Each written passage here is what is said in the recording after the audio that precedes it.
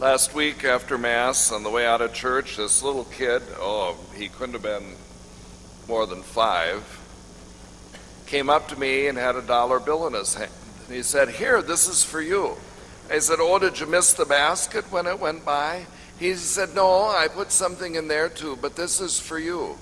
And I said, "For me? Why would you be giving me $1? And he said to me, "Because my daddy said you're the poorest preacher he ever heard." And I said, "And Daddy put you up to that. There's no way you thought of that all on your own." I wonder about the soldiers in the gospel reading this morning. Who put them up to crucifying Jesus? They didn't just wake up one morning and say, "Oh, I think there's a preacher wandering around our streets. I think we'll put him to death today." Somebody put them up to it. It's like all the searching that has gone on since the Holocaust of all those German people. They didn't wake up one morning and say, "Oh, I think I'll put 1,000 Jews in a gas chamber today. That'll be something nice." Somebody put them up to it. Someone talked them into it. Someone twisted their arms and said, "This is what you should do." And so the question becomes, does someone talking me into doing something absolve me from my responsibility? Does it mean that I can say, well, it was their idea?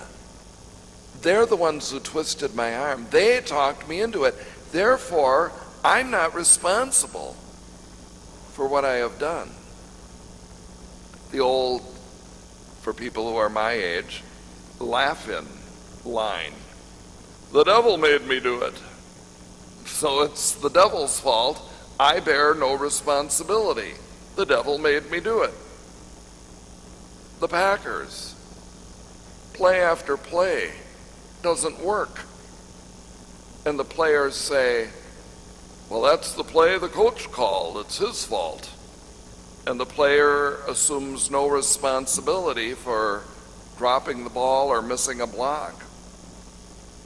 Middle school kids, given an ultimatum by their friends: "You don't do this, you're not our friend anymore." So I do it. But it's not my fault because my friends issued the ultimatum.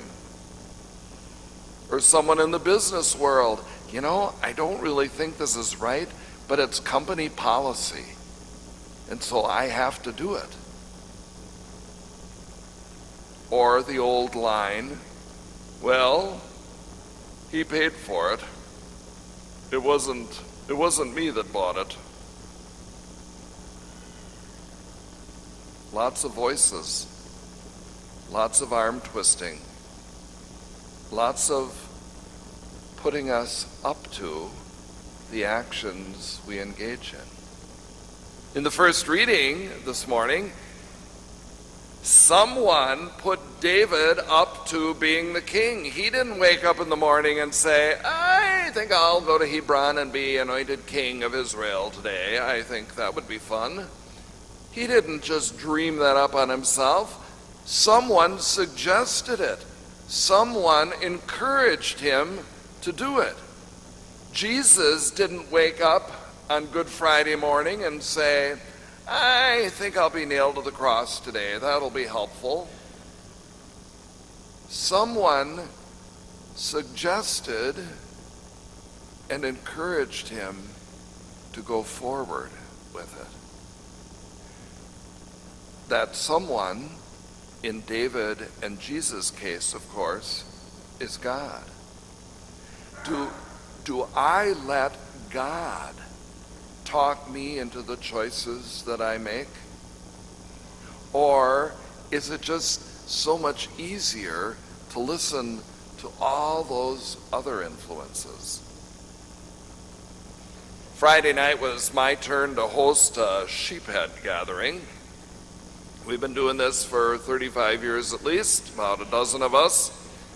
And every 3-4 months we get together for marathon sheephead games, 6 hours straight of playing sheephead. We do stop to eat in between.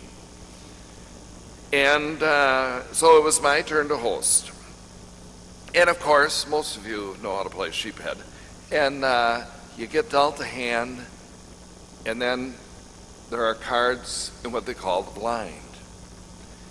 And you look at your hand and you think, if I knew what was in the blind, it would be a lot easier to figure out if I should pick or not. Because if I pick and lose, then I have to pay double. So, should I or shouldn't I? Can I win no matter what the blinds are? Many choices that you and I make on this journey we call life are very difficult because we are blind to what the future may hold. We aren't sure, should I do this? Shouldn't I do this? Oh, well, those of you who are married, should I accept the diamond or not?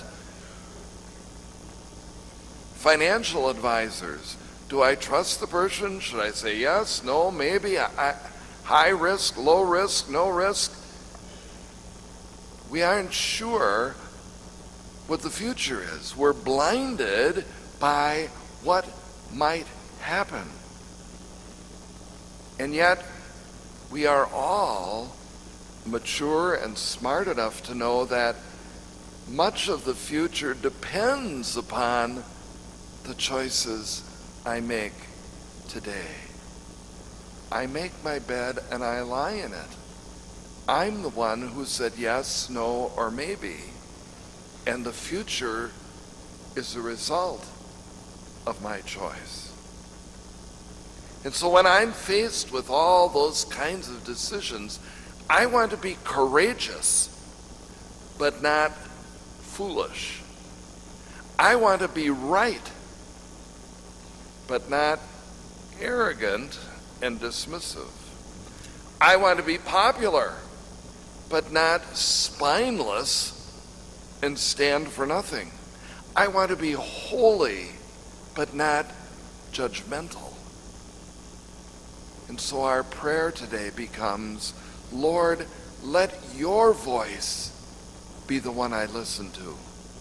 Let your voice be the one I hear above all others.